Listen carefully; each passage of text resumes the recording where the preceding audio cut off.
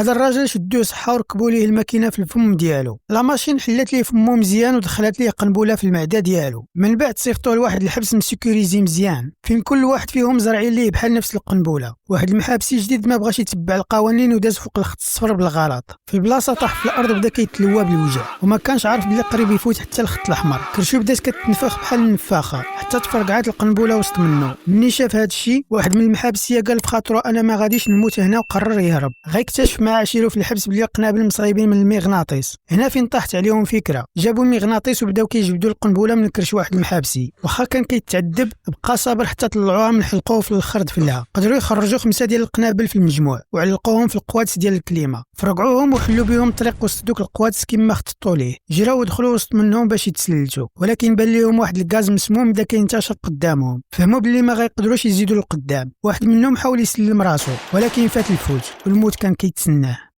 لايك وسبسكرايب.